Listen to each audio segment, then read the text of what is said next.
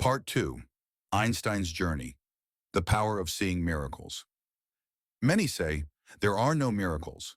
I call that a logical conclusion, but behind it, I often sensed a closed heart.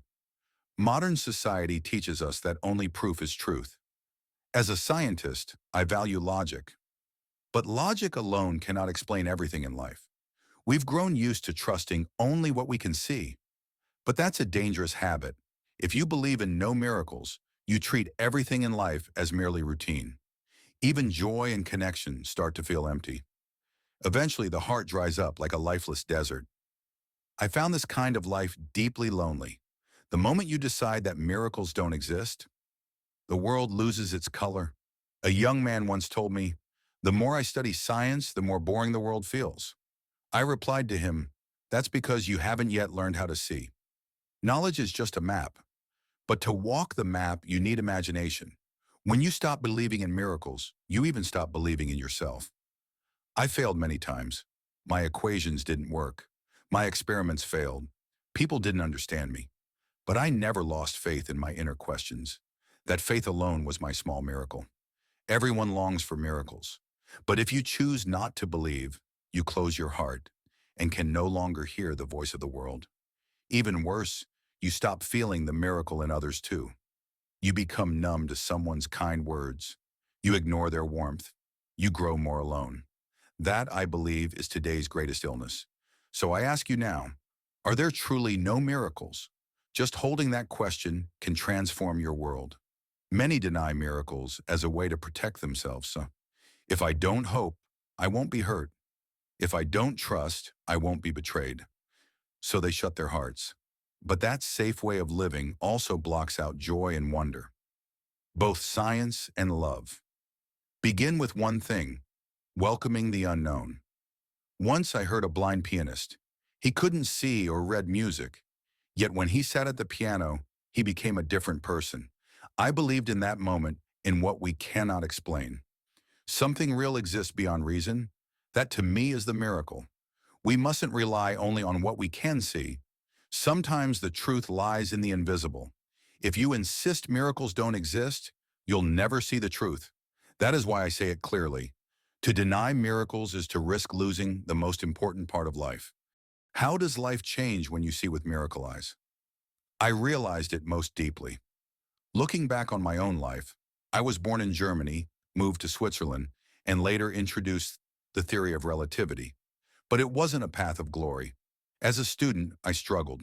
Teachers saw me as a problem. I had no clear path. Even after university, I couldn't find a job. I worked at a patent office. But in that nameless time, I found my miracle. Every day at lunch, I sat in a cafe, exploring ideas on paper about time and the speed of light. No one recognized me. I worked in silence, but I cherished that time as something sacred, because I had the freedom to think and imagine. Even in poverty and solitude, I never stopped wondering. And one day all the puzzle pieces clicked. That was the birth of special relativity. So in hardship, my miracle eyes were born. One more unforgettable memory. After moving to America, I exchanged letters with a seriously ill girl. She wrote me back once, "Thanks to your words, I believe my illness has meaning." Reading that, I was deeply moved. Even in suffering, humans can discover miracles. That is our noblest power. Miracles don't just happen. We must look for them. Even a tiny light can become hope, if you choose to believe. Life is full of choices, to see the world with despair or possibility. From my experience, choosing possibility fills the world with color, and that color was my miracle.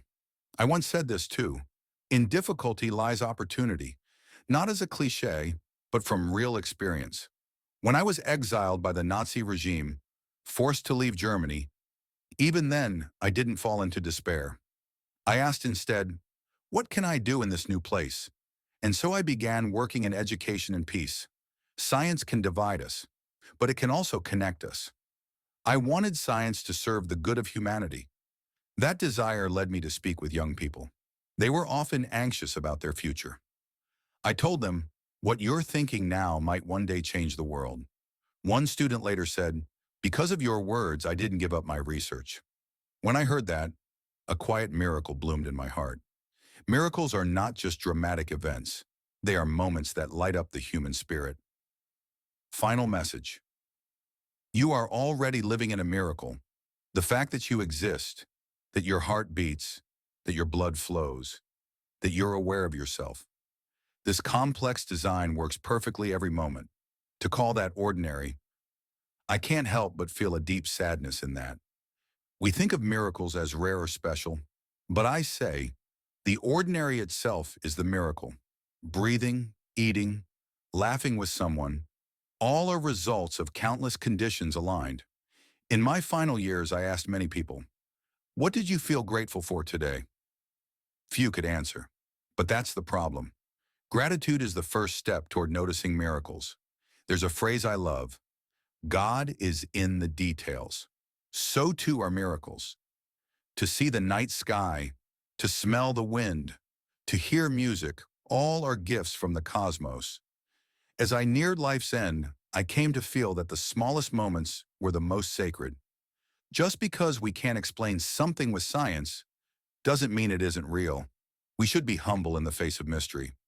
Your life has had many miracles already. Some you missed, some you forgot, but it's not too late. From today, from right now, I hope you will begin to nurture the heart that feels miracles. You don't need special talent to do this. Just shift your perspective slightly. Say thank you out loud. Feel beauty in your view. That alone will change the way you see the world. Miracles are right beside you. Please don't forget to see them. Though I lived as a scientist, what I reached in the end was not knowledge, but reverence, deep awe and gratitude for this world. That was my conclusion. What is your life like now? You may feel uncertain, lonely, regretful, or fearful of the future. But even so, you are here now. Hearing these words, that alone is the final miracle. There are two ways to live. One, nothing is a miracle, or two, everything is. I chose the second, and that choice made my life rich.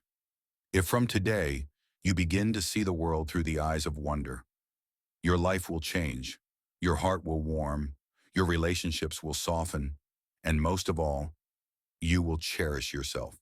That may be the greatest miracle of all. Thank you so much for watching this video. If today's story helped you feel something real, even just a small shift inside, we are truly grateful. Einstein reminds us, miracles are not rare.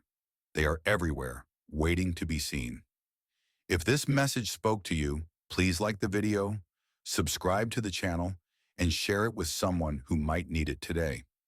We'll continue exploring the timeless wisdom of the world's greatest minds. Until next time, may your heart stay open and your eyes keep seeing the quiet miracles around you.